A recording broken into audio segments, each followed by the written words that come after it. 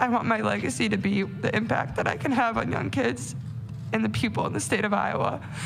And I hope I brought them a lot of joy this season. I hope this team brought them a lot of joy.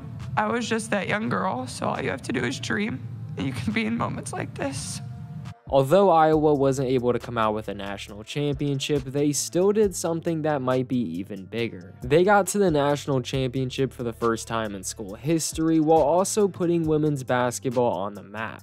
With all the major sporting events that have been going on recently, Caitlin Clark and the Iowa Hawkeyes were one of the biggest topics. It definitely wasn't just Caitlin that put women's college basketball on the map this season. There were several star players, but Caitlin got a lot of people's attention.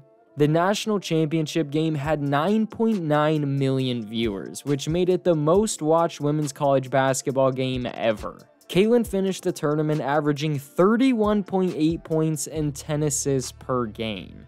In the most important games of her life, she averaged over 30 and 10 while taking her team to the national championship. That's unbelievable. And none of them were fluke games either. You knew she was going to show up every single night. She scored 191 points throughout the tournament, which is the most amount of points scored by a single player during March Madness ever. Nobody has matched Caitlin Clark's scoring throughout March Madness. And on top of her insane scoring, she also totaled 60 assists throughout the 6 games, which is the second most in tournament history behind Mark Wade for UNLV, who set the record back in 1987. She almost had the record for the most amount of points and assists in a single run, men's or women's. I mean, come on, she had a 40-point triple-double. A 40-point triple-double in college during March Madness.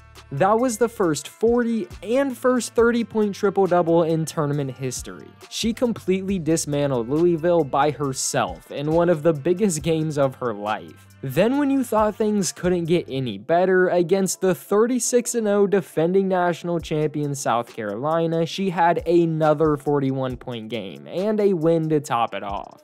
Caitlin and the Iowa Hawkeyes spoiled South Carolina's perfect season and did it in absolutely wild fashion. South Carolina was extremely good. There were multiple times when you thought they were going to win that game. I really think if they would have beat Iowa, they probably would have completed that perfect season.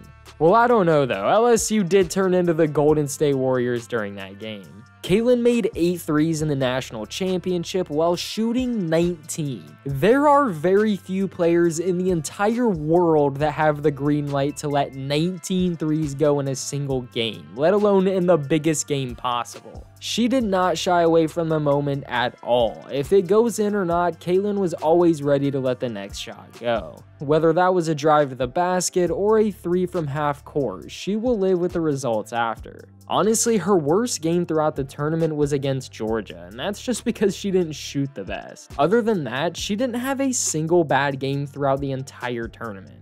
I've talked a lot about Caitlin because of her personal achievements, but it definitely wouldn't have been possible without her teammates, and she makes that very clear. Every single player for Iowa bought into a role, and that's what made them so dangerous. Whether that role was to play defense and rebound or always be ready to score, every single person had their purpose. And I also think that every starter for Iowa at one point had a huge March Madness moment. There were several clutch shots that were hit by Caitlin's teammates.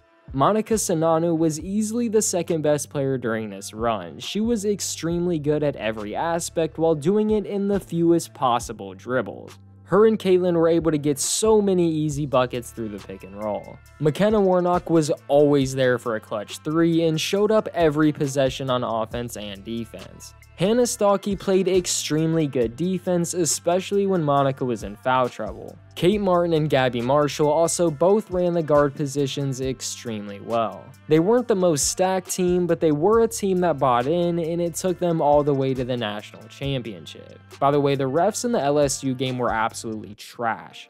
I'm not saying that's the reason why they lost at all, but I am saying those weak fouls and then giving Caitlin a technical while LSU's coach can do whatever she wanted, I don't get it. She could have caught and shot a 3 and there would have been no whistle. There was a foul every play and it just ruined the flow of the game. It's bad when a game ends and more people are talking about the refs than anything.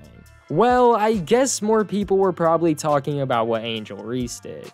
Angel following Caitlyn around was extremely cringy, but at the end of the day, I love trash talk. Also, LSU disrespected Caitlyn after the game when Caitlyn never disrespected LSU. But at the end of the day, this is another thing drawing attention to women's basketball, so do whatever you want, honestly. But this hype didn't start during the tournament. Iowa had a great regular season too. They ended with a total record of 31-7 and only lost one game at home. I would mention Caitlyn's regular season records, but if I did, the video would be 30 minutes long. There wasn't just a couple standout broken records, she broke several records in basically every category of basketball. There's a reason she won Player of the Year. And I have yet to mention this, not only has she been playing on another level, but she was also able to maintain her high level of play with this sudden burst of fame. People around the area and anyone who watches women's college basketball knew who she was, but a lot of new people were introduced to Caitlin Clark. And she wasn't fazed at all. From her 46-point game against Michigan to her buzzer beater against Indiana, Caitlyn had almost as good of a season as you could possibly get.